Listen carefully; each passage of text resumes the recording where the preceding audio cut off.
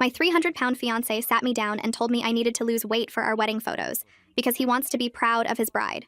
So I took off my ring and said I was losing weight today. I met Dennis at a work conference 4 years ago. He was funny and confident and made me laugh until my stomach hurt.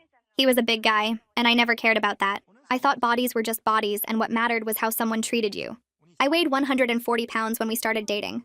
I was a size 6. Dennis told me constantly how beautiful I was. He said he could not believe someone like me wanted to be with someone like him. We got engaged after 2 years together. Dennis proposed at the restaurant where we had our first date. He got down on one knee and cried real tears and said he wanted to spend the rest of his life making me happy. I said yes because I loved him, and I thought he loved me exactly as I was. The wedding planning started immediately. Dennis had opinions about everything. He wanted a specific venue and a specific caterer and a specific band. He wanted the colors to be navy and gold. He wanted the guest list to include people I had never even heard of. I let him make most of the decisions because he seemed so excited, and I wanted him to have the wedding of his dreams. Then we booked the photographer. Dennis spent 3 hours looking at different photography packages online. He studied sample wedding albums like he was preparing for an exam.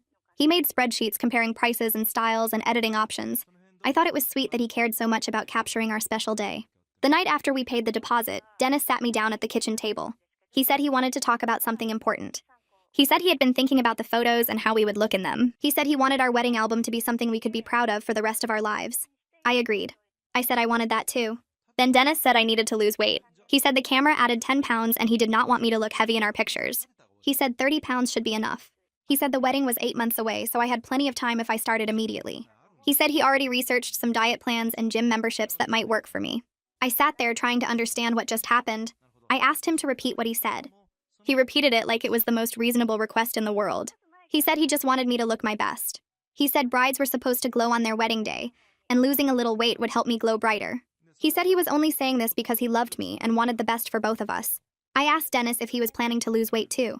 He laughed. He actually laughed like I made a joke. He said that was different. He said grooms did not have to worry about how they looked in photos the same way brides did. He said everyone would be looking at me anyway, so it only made sense for me to put in the effort. He said he would look fine in his tuxedo because tuxedos were designed to be flattering on all body types. I pointed out that he weighed 300 pounds. I pointed out that I weighed 140. I pointed out that by any standard, I was not the one in this relationship who needed to lose weight. Dennis got defensive. He said I was missing the point. He said this was not about health, it was about aesthetics. He said brides were expected to look a certain way, and I was not meeting that expectation. He said his mother agreed with him. He said his mother thought I could stand to tone up before the wedding. I asked when he discussed my body with his mother. He said they talked about it last week when they were looking at my old photos together. He said his mother noticed I had gained a few pounds since we started dating, and she thought the wedding was a good motivation to get back in shape. I had not gained any weight. I weighed exactly the same as the day we met. I still ran 3 miles every morning. I still did yoga twice a week. Nothing about my body had changed except apparently how Dennis and his mother saw it. I did not yell. I did not cry. I just sat there looking at this man I had agreed to marry and realizing I did not know him at all. I asked Dennis one more question. I asked if he would still want to marry me if I did not lose the weight. He hesitated. That hesitation told me everything I needed to know. He said he would still marry me, but he might be disappointed. He said he just wanted to be proud of his bride. He said he hoped I would not be selfish about this. I took off my engagement ring and put it on the table between us. Dennis stared at it like he did not understand what it meant. He asked what I was doing. I said I was losing weight. He looked confused. He asked how much. I said about 180 pounds. It took him a few seconds to realize I was talking about him. His eyes stayed on that ring like it was something he'd never seen before. The diamond caught the kitchen light and threw tiny rainbows across the table surface. I watched him process what I'd said, saw his face move through confusion, and then something that looked like panic. He opened his mouth twice before any sound came out. When he finally spoke, his voice had gone up half an octave, tight and sharp in a way I'd never heard from him before. He asked if I was being serious right now. I told him I had never been more serious about anything in my entire life. I needed him to leave our apartment tonight so I could think clearly without him sitting across from me trying to explain why asking me to lose 30 pounds was actually reasonable. He leaned back in his chair hard enough that it scraped against the floor. He said his name was on the lease just like mine was. He said this was his home too and he wasn't going anywhere. I stood up and grabbed my purse off the counter. My keys were right where I always left them in the little bowl by the microwave. I picked them up and they felt heavier than normal in my hand. I walked toward the door and Dennis called after me asking where I thought I was going. I didn't answer him. I just opened the door and walked out into the hallway and kept walking until I got to my car. The drive to Felicia's apartment took 20 minutes but felt like hours. Every stoplight seemed to last forever. My hands were shaking on the steering wheel. I kept replaying what Dennis had said about the camera adding 10 pounds and how he wanted to be proud of his bride. The words kept looping in my head like a song I couldn't turn off. I pulled into Felicia's parking lot at 9 p.m. and sat in my car for a full minute before I could make myself move. Her apartment was on the 3rd floor, and I took the stairs instead of the elevator because I needed something to do with my body. I knocked on her door and she opened it wearing pajama pants and an old college sweatshirt. She took one look at my face and stepped aside without saying anything. She pulled me inside and closed the door behind me. Her apartment smelled like the vanilla candles she always bought from the farmer's market. She guided me to her couch and disappeared into the kitchen. I heard the sound of her filling the kettle and turning on the stove. She came back with 2 mugs and a box of tea bags and sat down next to me. I started talking, and once I started, I couldn't stop. I told her everything Dennis had said about my weight and the photos and his mother agreeing with him. I told her about the hesitation when I asked if he'd still marry me. I told her about taking off the ring. Felicia didn't interrupt once. She just sat there listening and refilling my tea when the mug got empty. I woke up on Felicia's couch the next morning with my neck stiff and my phone buzzing on the coffee table. The screen showed 17 missed calls from Dennis. I scrolled through a dozen text messages that started with apologies and ended with accusations. One message said I was overreacting to a simple suggestion. Another said he was just trying to help me be my best self. A third one mentioned his mother and how she only wanted what was good for us. I put the phone face down on the table and pressed my palms against my eyes. Felicia came out of her bedroom wearing different pajamas and asked if I wanted coffee. I said yes, even though I normally didn't drink coffee. She made it in her French press and handed me a mug that said, "Nevertheless, she persisted," in white letters. I sat there holding the warm mug and staring at my phone like it might explode. Dennis sent 3 more texts while I watched. The first said we needed to talk about this like adults. The second said I was being childish. The third said his mother was very upset. I turned off my phone completely and drank my coffee. Felicia made scrambled eggs and toast for breakfast, and we sat at her small kitchen table. She asked me what I wanted to do, and I realized I had no idea. She started making a list on a paper napkin with a pen from her junk drawer. She wrote down, bank account first, then landlord and lawyer maybe, and figure out what you actually want. She underlined that last one twice. She said I needed to get my own bank account before Dennis did something stupid with our shared money. She said I needed to talk to the landlord about the lease situation. She said I needed to figure out what I actually wanted before Dennis wore me down with his explanations and apologies. I looked at her list and felt something shift in my chest. I realized I had been making myself smaller in every way to fit what Dennis and his mother wanted. I had let him pick the venue and the caterer and the band and the colors. I had laughed at jokes that weren't funny. I had agreed to things I didn't want because he seemed so sure about what he wanted. I was done shrinking. I told Felicia I was done shrinking, and she reached across the table and squeezed my hand. I went back to the apartment at 11 a.m. when I knew Dennis would be at work. His car wasn't in the parking lot, but I still felt nervous turning my key in the lock. The apartment looked exactly the same as when I'd left it. The dishes from dinner were still in the sink. The engagement ring was still on the kitchen table exactly where I'd put it. I stared at that ring for a long time. The diamond looked smaller in the daylight. I wondered how I'd ever thought it was beautiful. I went into the bedroom and pulled 2 suitcases out of the closet. I packed clothes first, enough for a week or maybe 2. Then I packed my laptop and my running shoes and the photos of my family that sat on my nightstand. I grabbed my yoga mat from the corner and my favorite coffee mug from the kitchen cabinet. I took the books from my bedside table and the journal I'd been writing in since college. I looked around the apartment one more time and realized how little of it was actually mine. The furniture was Dennis's from his old place. The artwork on the walls was stuff his mother had picked out. The only things that were truly mine fit into 2 suitcases. I zipped them both closed and walked out without looking back at the ring on the table. I was loading the second suitcase into my car when Dennis's sedan pulled into the parking lot. He parked next to me and got out before I could close my trunk. He asked what I was doing, and I said I was getting some of my things. He said we needed to talk about this like adults. I told him we could talk after I'd had space to process what he'd asked of me. He stepped closer and said I was being unreasonable. He said he'd been thinking about it all night and he realized he might have phrased things wrong, but his point was still valid. He said brides were supposed to want to look their best on their wedding day. He said he was just trying to help me achieve my goals. I told him I never had a goal to lose 30 pounds. I told him the only goal I had right now was to get away from him so I could think. He said thinking was exactly the problem. He said I was overthinking a simple conversation and turning it into some big dramatic thing. He said if I would just listen to his explanation, I would understand he was coming from a place of love. I closed my trunk and got in my car. Dennis stood there in the parking lot talking through my closed window. I could see his mouth moving, but I couldn't hear the words anymore. I started the engine and backed out of my parking space while he was still standing there. My sister Imogen called me that afternoon and I told her everything. She got quiet for a long time after I finished talking. Then she said she was getting in her car right now and she'd be at Felicia's apartment in 3 hours. I told her she didn't need to do that. But she said yes, she absolutely did need to do that. She showed up exactly 3 hours later driving her pickup truck with the extended cab. She hugged me so hard I couldn't breathe for a second. Then she asked if I had a key to the apartment still and I said yes.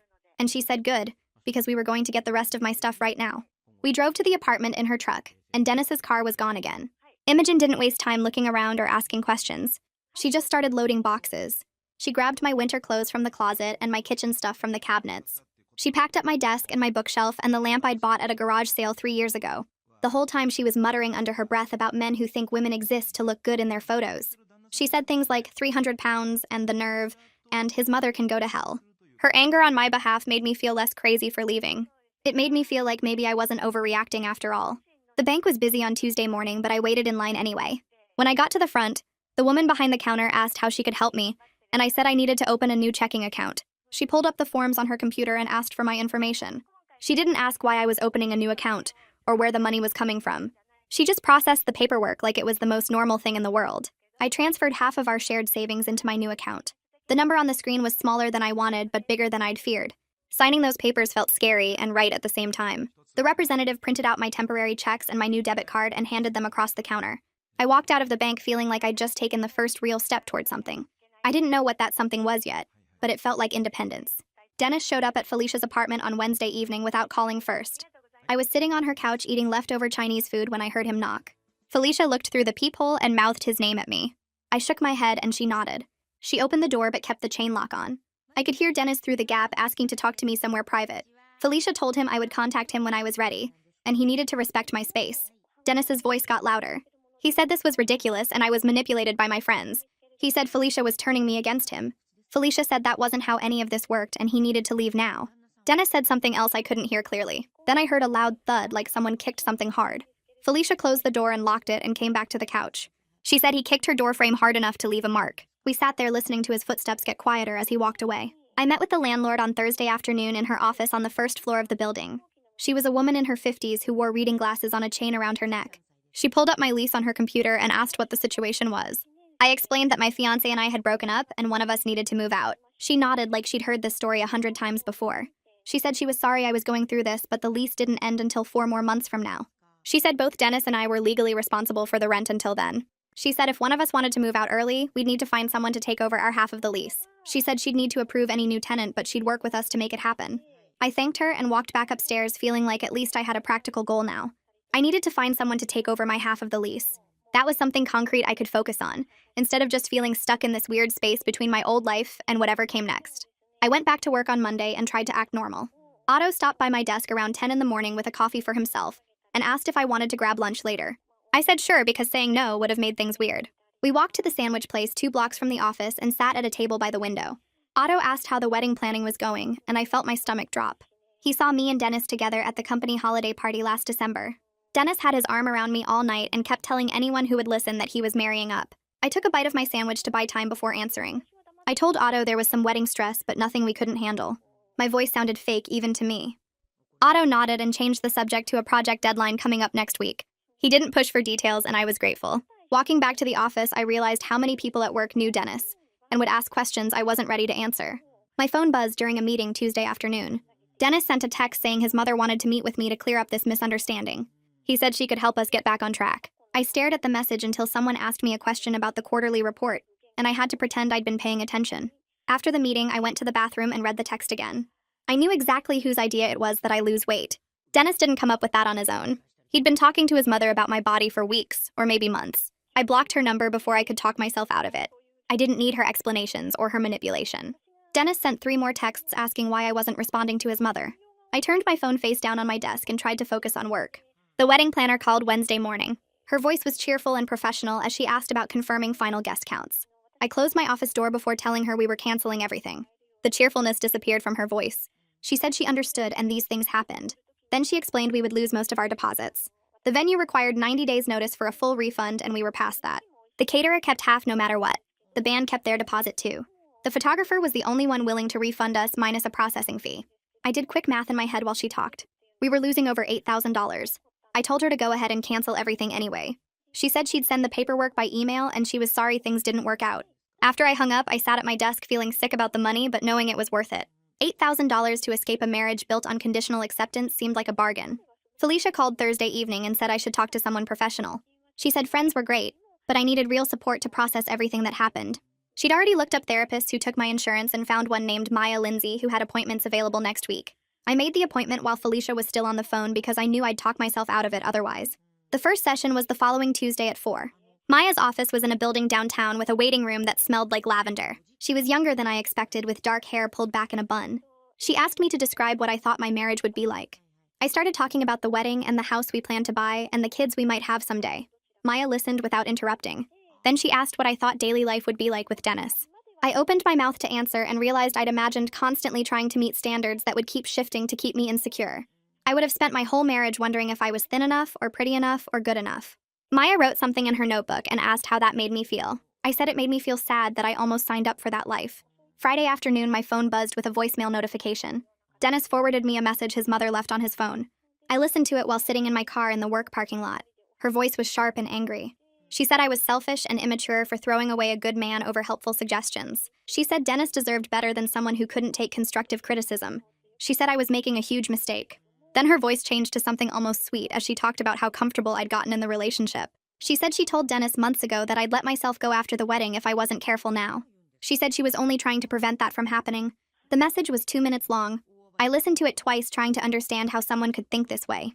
She'd been criticizing me to Dennis for months, calling me comfortable, predicting I'd gain weight, planting seeds that grew into his request that I lose 30 pounds. I deleted the message and felt angry in a way I hadn't before. Saturday morning, I met Felicia for coffee and told her about the voicemail. She got mad on my behalf and said some things about Dennis's mother that made me laugh for the first time in days. Then she told me something she'd heard from a mutual friend. Dennis was telling people I left him without warning over a minor disagreement about wedding planning. His version made me sound unstable. He was playing the victim and making himself sound blindsided. I felt my face get hot. Felicia asked if I wanted to tell people the truth. I said yes immediately. Then I thought about it more. Maya had said something in our session about focusing on my own healing instead of managing other people's narratives. I didn't want to spend my energy defending myself to people who might believe Dennis anyway. Felicia said that was probably smart, but she'd personally tell anyone who asked that Dennis was full of it. Sunday afternoon, Felicia called with good news. Her boyfriend knew someone looking for an apartment. The guy needed a place starting next month and was interested in taking over my half of the lease. I called the landlord and explained the situation. She said she'd need to run a credit check on the new tenant, but it sounded promising. I texted Dennis that I'd found someone to take over my half of the lease. He called immediately. His voice was loud and angry. He said I was abandoning our home. He said I was giving up on us. He said I wasn't even trying to work things out. I waited until he stopped talking. Then I told him he abandoned our relationship when he made his love conditional on my dress size. He said that wasn't fair. I said it was completely fair and hung up. My hands were shaking, but I felt good about standing up for myself. Monday night, I couldn't sleep, so I got up and looked through old photos on my laptop. I found pictures from when Dennis and I first started dating 4 years ago. There was one from the work conference where we met, another from our third date at a baseball game, one from the weekend we drove to the beach 6 months in. I looked exactly the same as I did now. Same face, same body, same size. The evidence that I hadn't gained any weight made his request even more insulting. He wasn't reacting to any actual change. He was preemptively controlling me, trying to prevent some imaginary future where I might stop meeting his standards. Or maybe he'd always had these thoughts and just waited until we were engaged to say them out loud. Either way, it proved I made the right choice. I closed my laptop and went back to bed and actually slept. Dennis texted Wednesday asking to meet for coffee to discuss dividing our things. I agreed to meet at a coffee shop near my office Thursday afternoon. He was already there when I arrived, sitting at a table in the back. He stood up when he saw me like he was going to hug me, but I sat down quickly. He sat back down and started talking immediately. He said he didn't mean it the way I took it. He said he was just nervous about the photos because weddings were expensive and he wanted everything perfect. He said the photographer cost $3,000 and he wanted to make sure we got good pictures for that money. He said he never meant to hurt me. He said I was overreacting. He talked for 20 minutes straight, barely stopping for breath. I watched him and didn't say anything. Finally, he stopped and asked if I was going to respond. I told Dennis that asking your partner to lose weight for photos wasn't nervousness. It was cruelty disguised as concern. I said his inability to understand that proved we shouldn't get married. His face got red. His voice got loud enough that other customers looked over. He asked why I was punishing him for caring about our wedding day. He said he was trying to make things special for both of us. He said I was being unreasonable and stubborn. I stood up while he was still talking. I walked out of the coffee shop and got in my car and drove away. My phone buzzed with texts from him, but I didn't read them. I was done explaining myself to someone who refused to understand. I checked my work email Monday morning and found a message from the conference organizer. The annual professional development conference was scheduled for next month. I scrolled through the attendee list and saw Dennis's name 3 rows below mine. My stomach twisted. I had registered for this conference 6 months ago, back when we were still together and planning our future. Now the idea of spending 3 days in the same hotel made me want to delete my registration entirely. I opened a new email to ask about being reassigned to a different session, but stopped halfway through typing. Dennis already took 4 years of my life and influenced every decision I made during that time. He was not going to take professional opportunities from me too. I deleted what I had written and composed a different message. I asked the organizer if Dennis and I could be placed in different workshop sessions since we worked in related departments, and it would be better for our company if we attended different tracks. The organizer responded within an hour saying she would make sure we had minimal overlap. I felt relieved and also proud that I had advocated for myself instead of just disappearing to make things easier. I had a therapy session with Maya that afternoon. She asked how I was handling the separation, and I told her about the conference situation. Then I mentioned something that had been bothering me. I said I kept thinking about the wedding planning and how Dennis made every single decision. Maya asked me to list what I had actually chosen for the wedding. I sat there trying to remember. The venue was his choice because he liked the architecture. The caterer was his choice because he wanted a specific menu. The band was his choice because he heard them at his cousin's wedding. The colors were his choice because navy and gold were his college colors. The guest list was mostly his family and coworkers. I had picked my dress, but even that decision happened with his mother present making comments about what would photograph well. Maya asked what I wanted for the wedding. I realized I had no idea. I never thought about it because Dennis seemed so excited about everything that I just went along with his plans. Maya pointed out that this was a pattern. She said Dennis made decisions for us without actually consulting me, and I accepted it because I thought that was what compromise looked like. But compromise meant both people had input. What we had was Dennis deciding and me agreeing, because disagreeing felt like being difficult. I left therapy feeling like someone had turned on a light in a room I had been sitting in for 4 years. I could finally see all the furniture I had been tripping over in the dark. Imogen called that night to say she found a studio apartment that was available immediately. She sent me photos, and the place was tiny. The kitchen was basically a hot plate and a mini fridge. The bathroom was so small you could sit on the toilet and wash your hands in the sink at the same time. The rent was $200 more than my half of the current apartment. But it was available now, and it was mine alone. I told Imogen I would take it. She picked me up Saturday morning with her truck, and we loaded my stuff. I did not have much because most of the furniture belonged to Dennis, or we had bought it together. I took my clothes and books and kitchen supplies and the small desk I had brought into the relationship. Imogen helped me carry everything up 3 flights of stairs because the building did not have an elevator. We spent the afternoon setting up my new space. I put my bed against the wall and my desk under the window. I hung my clothes in the closet that was barely big enough to be called a closet. Then Imogen and I went to the home goods store and I bought curtains. I stood in the curtain aisle looking at all the options. Beige, gray, white, navy. Then I saw bright yellow curtains with a pattern that looked like sunshine. Dennis would have hated them. His mother would have said they were too loud. I bought them immediately. Imogen helped me hang them, and when we finished, the whole apartment looked different. Brighter, happier. Mine. I looked around at this small, expensive space that I had chosen without considering anyone else's opinion, and felt something I had not felt in years. I felt free. I went grocery shopping Sunday afternoon at the store near my new apartment. I was reading labels in the pasta aisle when someone said my name. I looked up and saw Phineas pushing a cart toward me. He was Dennis's best man, or he was supposed to be before I canceled the wedding. He stopped his cart next to mine and asked how I was doing. I said I was fine and tried to move past him, but he stepped into my path. He said Dennis was really torn up about the breakup. He said his friend was not eating or sleeping and spent most of his time just sitting around looking miserable. He said maybe I should give Dennis another chance because everyone made mistakes and Dennis really loved me. I looked at Phineas and wondered what Dennis had told him about why we broke up. I asked Phineas if he knew what Dennis said to me. Phineas looked uncomfortable. He said Dennis mentioned something about wedding planning disagreements. I told Phineas that Dennis demanded I lose 30 pounds, so I would not look heavy in our wedding photos. Phineas's face changed. He said he did not know that. I said Dennis should be torn up about what he said to me, not about facing consequences for saying it. Phineas was quiet for a moment. Then he said he was sorry, and he did not realize that was what happened. He said if someone told him to lose weight for photos, he would have reacted the same way I did. I appreciated his honesty. I told him I needed to finish shopping, and he moved his cart out of my way. I met Felicia for coffee Tuesday morning before work. She looked at me with this expression I could not quite read. Then she said she heard something from another friend and wanted to tell me. She said Dennis's previous girlfriend also ended things suddenly. Nobody in their friend group knew why she left because she just stopped showing up to events, and Dennis said they grew apart. Felicia said she always thought it was weird how quickly that relationship ended. Now she wondered if Dennis did something similar to his ex. I went home that night and opened my laptop. I found Dennis's ex on social media after searching through his old photos. Her name was Rachel, and she lived 2 towns over. I looked at her profile for a long time, trying to decide if I should reach out. It felt strange to contact someone I did not know to ask about her relationship history. But I also wanted to know if Dennis had a pattern of this behavior, or if I was somehow special in bringing out this side of him. I sent her a message. I introduced myself and explained I had been engaged to Dennis until recently. I said I was reaching out because I heard their relationship ended suddenly, and I wondered if she would be willing to talk about her experience with him. I hit send before I could change my mind. Rachel responded the next day. She said she would be happy to meet and talk.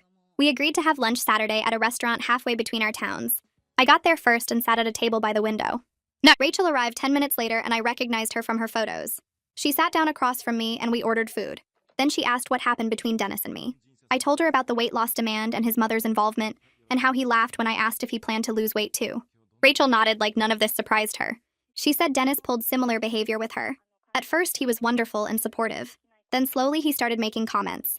He said her job was not prestigious enough and she should look for something better. He said her friends were holding her back from reaching her potential. He criticized how much time she spent with her family. Eventually, he started commenting on her appearance. He said she should wear more makeup. He said her clothes were too casual. He said she could stand to lose a few pounds and tone up. He always framed it as wanting her to be the best version of herself. Rachel said she tried for 6 months to become whatever version he wanted. She changed her hair and bought new clothes and joined a gym. But it was never enough. He always found something else that needed improvement. She finally left when she realized the best version would never be good enough because the point was not improvement. The point was control. I drove home from lunch with Rachel feeling validated and sad at the same time.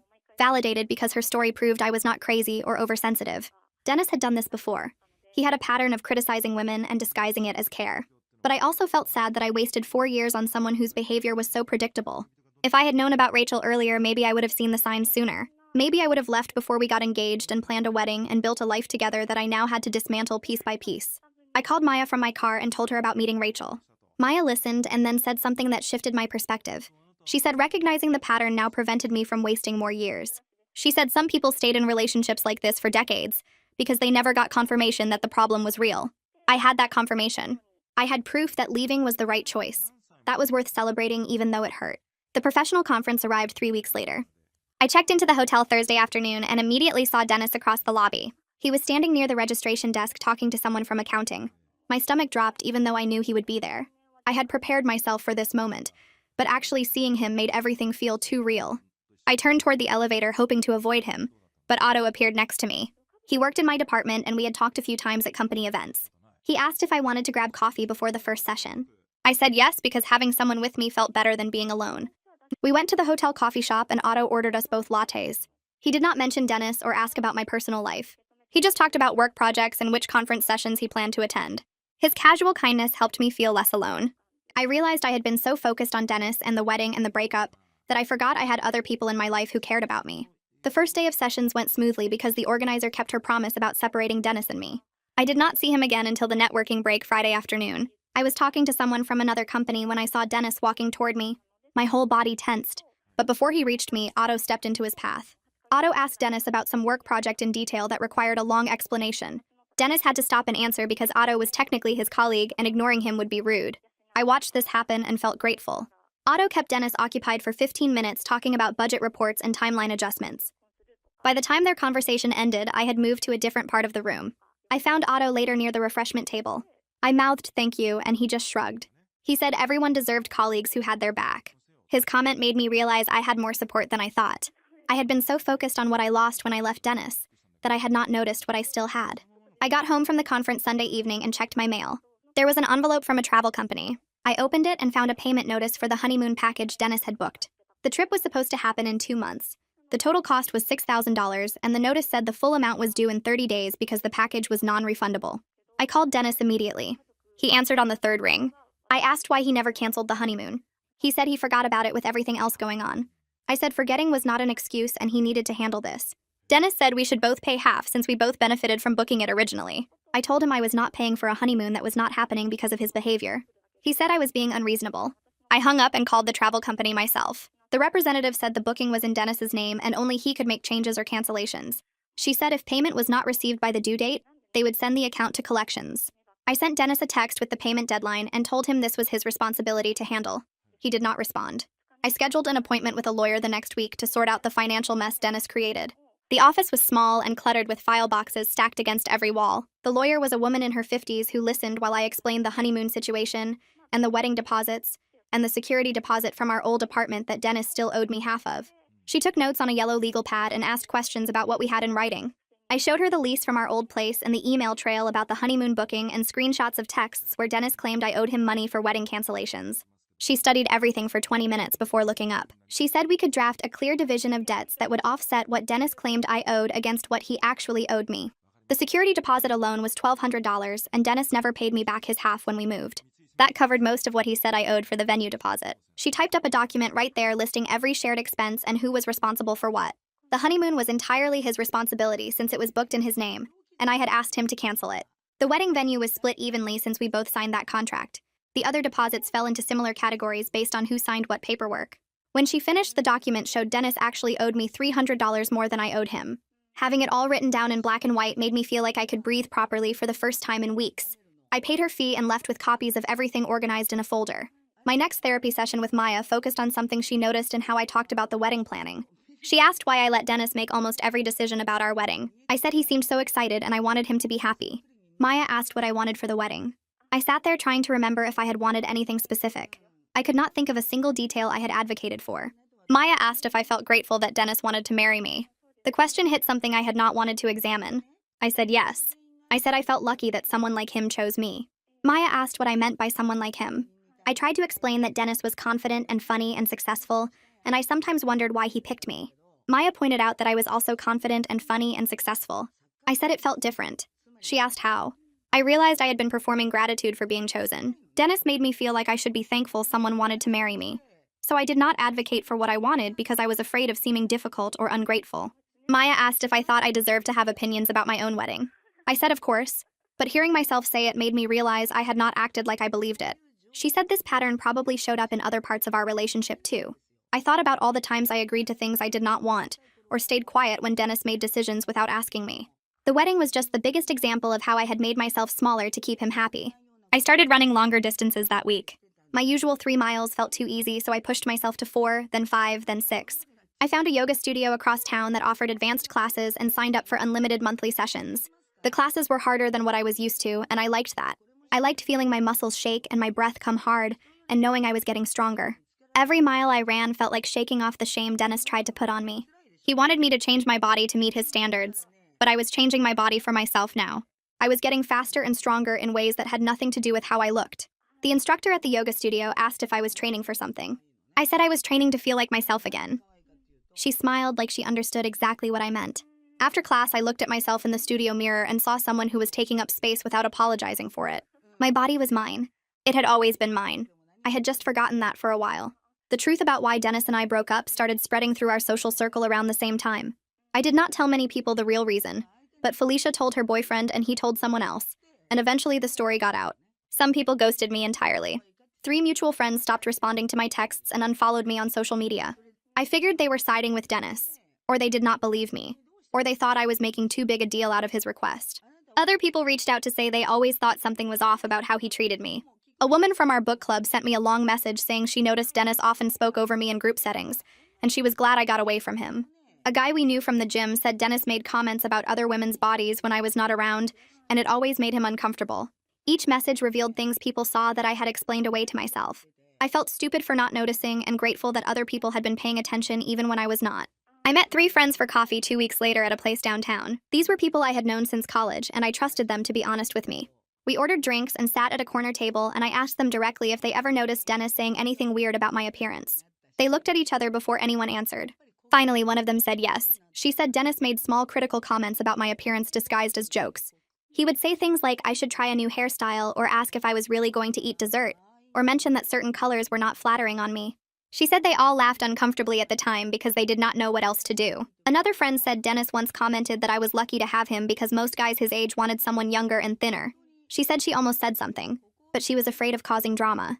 The third friend admitted she thought about pulling me aside several times, but she did not know how to bring it up without sounding like she was interfering. I sat there realizing the red flags were visible to others even when I was explaining them away to myself. They apologized for not saying anything sooner. I told them it was not their fault. I was the one who needed to see it, and I finally did. Dennis sent me a long email 3 days after that coffee meeting. The subject line said, "We need to talk."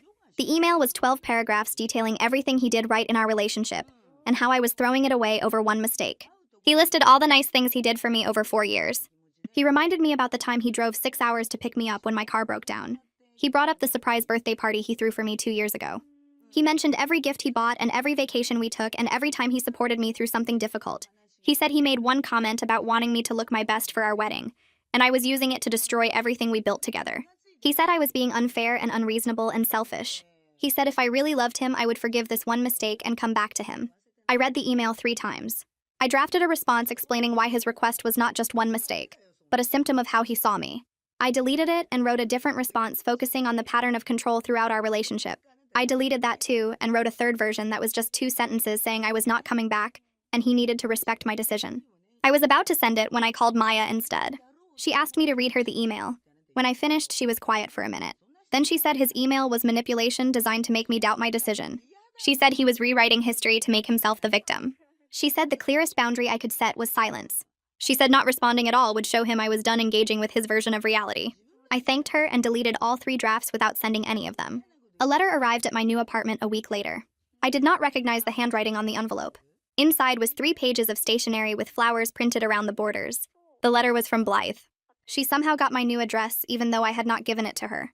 The letter said I was breaking her son's heart and ruining his life. She said Dennis was a good man who deserved a wife who appreciated him. She said I was being cruel by refusing to work things out over such a small issue. She said women should be grateful for male attention and willing to maintain themselves to keep it. She said her generation understood that marriage required compromise and sacrifice, and my generation was too selfish to make relationships work.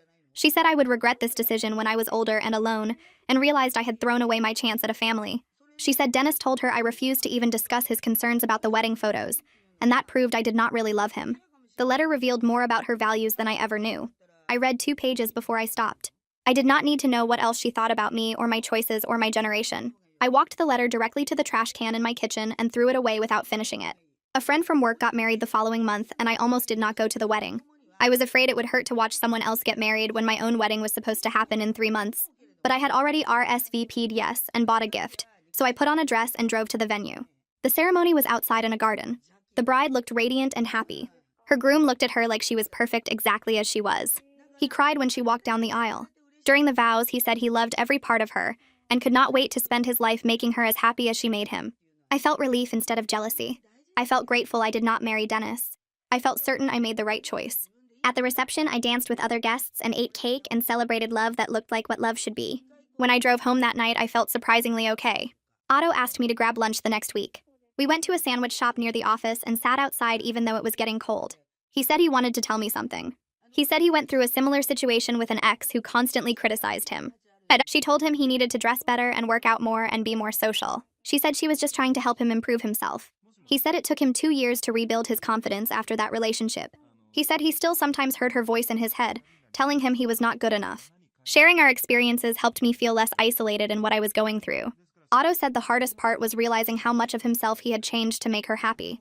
He said he stopped doing hobbies she thought were boring and started pretending to like things she liked. He said by the time they broke up, he barely recognized himself. I told him I understood that feeling completely. We finished our sandwiches and went back to work, and I felt grateful to know someone else who got it. 5 months after the breakup, Dennis showed up at my apartment building. I was coming home from a run when I saw him standing by the entrance. My whole body went tense. He said he had been in therapy and understood now what he did wrong. He said his therapist helped him see how his comments about my weight were harmful and controlling. He asked if we could try again. He promised he had changed and would never make me feel that way again. For a moment, I was tempted by the familiarity and the apology I had wanted. Part of me wanted to believe people could change.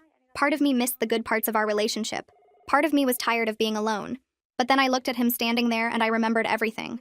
I remembered how he laughed when I asked if he would lose weight too. I remembered his mother's letter about maintaining myself. I remembered 4 years of making myself smaller to fit what he wanted. I told Dennis I appreciated that he was working on himself, but I was not interested in getting back together. Some things could not be unsaid. Some trust could not be rebuilt. He stared at me like I had spoken a different language. He said I was being unfair by not giving him a chance to prove he was different. His voice got louder. He said he went to therapy for me. He said he did the work, and I owed it to him to at least try. The anger in his tone proved he had not actually changed at all. A person who really understood what he did wrong would not demand I reward him for basic self-improvement. I stayed calm. I told him I wished him well, but my decision was final. Dennis tried to hug me goodbye and I stepped back. The hurt on his face almost made me feel guilty. Almost. Then I remembered I was not responsible for managing his emotions anymore. He left without another word. I closed the door and sat on my floor. My hands were shaking. My whole body felt shaky, but my mind felt certain. I pulled out my phone and texted Maya that I held my boundary, and it felt terrible and right at the same time. She responded immediately with a proud face emoji and told me that was exactly what growth looked like. 6 months after the breakup, the final paperwork for dividing our shared assets got completed. I met with the lawyer at his office downtown. He spread the documents across his desk and showed me where to sign. Everything was itemized and fair. The savings account split exactly in half. The furniture we bought together divided by who kept what. The security deposit from our old apartment calculated and allocated. I signed my name on every page. Each signature felt like closing a door that needed to be closed. I walked out of that office officially financially independent from Dennis. I had less money than I would have if we stayed together. Our combined incomes had made life easier in practical ways, but I had more peace than I had in years. The trade was worth it. I drove home and transferred my half of the savings into my personal account. Watching that number appear in my balance made something inside me settle. I was building my own life now. The promotion came through 3 weeks later. My manager called me into her office and told me the directors were impressed with my work at the conference. They created a new position and wanted me to fill it. The raise was significant enough that I could afford a better apartment or start saving for things I actually wanted. I accepted immediately. That night, I celebrated with Felicia and Imogen at our favorite restaurant. We ordered appetizers and dessert and split a bottle of wine. Felicia kept saying she knew I would get it. Imogen raised her glass and said she was proud of me. Otto stopped by my desk the next morning to congratulate me. He mentioned he put in a good word with management. He said my work during the conference impressed several directors, and they asked him about me specifically. I thanked him for believing in me. I realized I was building a professional reputation that had nothing to do with any relationship. My career was mine. My success was mine.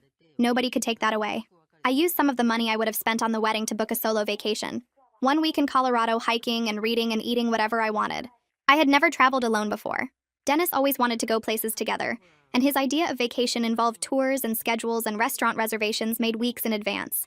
I booked a cabin near Rocky Mountain National Park with no plan except to do whatever felt right each day. The first morning I woke up and made coffee and sat on the porch watching the sun come up over the mountains. Nobody asked me what I wanted to do.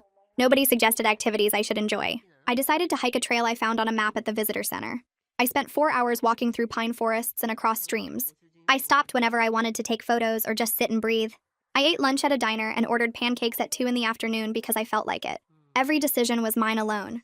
Where I ate breakfast, how I spent my afternoons, when I went to bed. The freedom felt like finally breathing fully after years of holding my breath. I hiked different trails each day. I read 3 books. I ate at restaurants without worrying about anyone else's preferences. On the last night, I sat by a fire outside my cabin and felt settled in a way I had not felt in 4 years. I came back from vacation feeling different, lighter, more myself. I unpacked my suitcase and put my hiking boots in the closet, and realized I had not checked to see if Dennis viewed my social media in over a week. I opened the app out of curiosity and saw he had not looked at my profile in weeks either. The mental space he used to occupy had shrunk to almost nothing. I was filling that space with hobbies and friendships and career goals that were completely my own. I started taking a pottery class on Tuesday nights. I joined a book club that met monthly at a coffee shop downtown. I made plans with coworkers outside of work. I was building a life that reflected who I actually was, instead of who someone else needed me to be. Maya and I discussed ending therapy at our next session. She said I was doing so much better. She pointed out how much I had grown in recognizing my worth. I could see it too. 6 months ago, I questioned whether I made the right choice leaving Dennis. Now I knew with complete certainty that I did. Maya said I developed tools to set boundaries and trust my instincts. She said those tools would serve me in every relationship going forward. I told her I wanted to keep seeing her but less often. We agreed on monthly sessions instead of weekly. I wanted to maintain the progress I made. I wanted to keep working on choosing partners who added to my life instead of requiring me to make myself smaller. I started casually dating again in early spring. Nothing serious, just coffee dates and walks in the park. I noticed differences in how I showed up immediately. I stated my preferences clearly. When a guy suggested a restaurant I did not like, I said so and offered an alternative. When someone made a joke that was not funny, I did not laugh to be polite. When something felt off, I ended dates early without apologizing or explaining. I went on a date with a man who spent the entire time talking about his ex-girlfriend. I finished my coffee and told him I did not think we were a good match. He seemed surprised, but I did not care. I trusted my instincts instead of overriding them to be agreeable. It felt powerful to know what I wanted and ask for it. Imogen called me one Saturday morning and asked if we could meet for breakfast. We went to a place near her apartment that made good omelets. She told me she was proud of how I handled everything with Dennis. She said watching me leave a bad situation gave her courage to set better boundaries in her own life. Her boss had been taking advantage of her for months, asking her to work late without extra pay, expecting her to answer emails on weekends, making her feel guilty when she said no. Imogen finally told him she would not be available outside her scheduled hours anymore. Her boss was not happy, but he accepted it. She said seeing me choose myself helped her realize she could do the same. Her comment made me realize my choice to leave had effects beyond just my own healing. It rippled outward. That meant something. I ran a half marathon 9 months after the breakup. I trained for 12 weeks, 3 runs during the week and 1 long run every Sunday. I pushed myself further each week. My body got stronger. My mind got clearer. Race day arrived cold and sunny. I stood at the starting line with hundreds of other runners. The gun went off and we started moving. The first few miles felt easy. My legs were fresh and my breathing was steady. Around mile 7, my legs started to hurt. I kept going. Mile 10 felt hard. My body wanted to stop. I told myself I could do 3 more miles. I had trained for this. I had built this strength myself. I crossed the finish line at 13.1 miles and someone put a medal around my neck. My legs were shaking. My lungs were burning. I felt amazing. Crossing that finish line felt like proof of how far I had come. My body carried me 13.1 miles on strength I built for myself. Not to meet anyone else's standards. Not to look good in photos. Just to see what I was capable of. I was proud of what I accomplished. Otto invited me to a barbecue at his place 2 weeks after the half marathon. He said some friends were getting together and I should come meet them. I showed up with a bottle of wine and felt nervous walking up to his apartment building. I did not know what to expect from his friend group. The door opened and Otto introduced me to 6 people sitting around his living room. They were warm right away. They asked about my running and my job and what I like to do for fun. Nobody mentioned how I looked. Nobody commented on what I ate when we moved to the patio for burgers. One woman talked about training for a triathlon and asked if I wanted to join her running group. A guy told stories about his terrible dating experiences that made everyone laugh. I sat there eating potato salad and drinking beer and realized this was what normal felt like. People who did not think bodies were topics for public discussion. People who cared about what you did and thought instead of how you appeared. I went home that night feeling lighter. I had found friends who liked me for reasons that had nothing to do with my appearance. Rachel sent me a message 3 weeks later asking how I was doing. I stared at her name on my phone screen for a minute before responding. We agreed to meet for coffee on Saturday morning. I got there early and ordered a latte. Rachel walked in looking happy and healthy. We hugged and sat down and she asked about my life since the breakup. I told her about therapy and the promotion and the half marathon. She listened and nodded and said she was proud of me for leaving. She told me about her own healing process after Dennis. She went to therapy for 6 months. She joined a book club and started painting again. She learned to recognize red flags early. Then she met someone new. Someone who never once suggested she change anything about herself. Someone who loved her exactly as she was. She showed me photos of her engagement ring. Her face glowed when she talked about her partner. She said finding someone who celebrated her instead of critiquing her taught her what love should feel like. Her happiness gave me hope. If she could heal and find someone better, then maybe I could too. I moved into a larger 1-bedroom apartment in early summer. The promotion salary meant I could afford more space and a better neighborhood. I spent 2 weeks decorating it exactly how I wanted. I bought a bright blue couch because I loved the color. I hung art that made me smile instead of worrying if guests would like it. I arranged the furniture to create a reading nook by the window. Every choice reflected my taste without compromise. I did not have to consider what Dennis would think or what his mother would approve of. The apartment was mine alone. Coming home after work felt like returning to myself. I would unlock the door and see my yellow curtains and blue couch and feel proud of the space I created. This was what independence looked like. Dennis sent a text 10 months after the breakup. I saw his name on my phone and my stomach dropped for just a second. The message said he was dating someone new. He hoped we could be friendly if we ran into each other. He wanted things to be comfortable between us. I read it twice and felt nothing. No anger, no sadness, just a mild sense of closure. I typed a polite response saying I wished him well and preferred to keep our interactions professional only. Then I deleted his number from my phone. I did not need that door even slightly open anymore. Whatever we had was finished. I was building something new. Felicia's birthday party happened on a warm Saturday in June. She rented a rooftop space downtown and invited 40 people. I showed up wearing a dress I bought specifically because I loved it. I walked in and saw friends from different parts of my life mixing together. Otto was there talking to Imogen. Some people from my running group stood by the bar. I grabbed a drink and joined conversations and laughed at jokes and made plans for dinner next week. Halfway through the party, I realized something. I was genuinely happy. Not just okay or healing, but actually happy with my life. I was not thinking about what I lost. I was only thinking about what I was building. The realization made me smile so wide that Felicia asked what was so funny. I told her I was just happy. She hugged me and said she could tell. Maya and I had our last regular session in July. She asked what I learned from this experience. I thought about it for a minute before answering. I told her I learned that love should not require me to change my body or make my voice smaller. The right person would celebrate who I am instead of critiquing who I am not. I learned that I am worth that kind of love. I learned to trust my instincts when something feels wrong. I learned that leaving a bad situation takes courage, but staying in one takes even more. Maya smiled and said I had done important work. She said I could call her if I ever needed support, but she thought I had the tools to handle whatever came next. I left her office feeling ready. I looked at old photos from my relationship with Dennis one night in August. I scrolled through pictures on my phone showing us at restaurants and parks and parties. I expected to feel sad, but instead I felt grateful. Grateful I discovered his conditional love before we got married. Grateful I had the courage to leave when I saw who he really was. Grateful for the year of growth that taught me to value myself. Those 4 years were not wasted. They taught me what I did not want. They showed me the difference between someone who loves you and someone who loves the idea of controlling you. I closed the photo app and deleted the album. I did not need to look back anymore. I met someone new at a dinner party in September. My friend from the running group invited me to her place for food and games. I walked in and saw a guy I did not know helping in the kitchen. My friend introduced us. He asked about my running when we sat down for dinner. He seemed genuinely interested in my half-marathon training. We talked for 2 hours about books and travel and our careers. He told me about his job and his family and his plans to hike the Appalachian Trail someday. He did not mention my appearance once. The conversation felt easy and equal in a way I had forgotten was possible. When the party ended, he asked for my number. I gave it to him, feeling curious about where this might go. He texted 3 days later asking me to dinner. I stared at the message, feeling excited and nervous, but not afraid. I knew what red flags looked like now. I trusted myself to walk away if I saw them. That self-trust was the best thing I got from leaving Dennis. I typed yes and suggested a restaurant. We made plans for Friday night. I put my phone down and smiled. This felt different. This felt right. A year after I took off that engagement ring, I was training for a full marathon. I ran 4 times a week and did strength training twice a week. My body was strong. My mind was clear. I booked a trip to Iceland for October. I wanted to see the northern lights and hike through lava fields. Work was going well. I got another small promotion and more responsibility. I was building a life where I took up space without apologizing. A life where my worth was not tied to how I looked in someone else's photos. I thought about the night Dennis asked me to lose weight, and how small he tried to make me feel. I thought about taking off that ring and choosing myself. I had never been more proud of who I was becoming.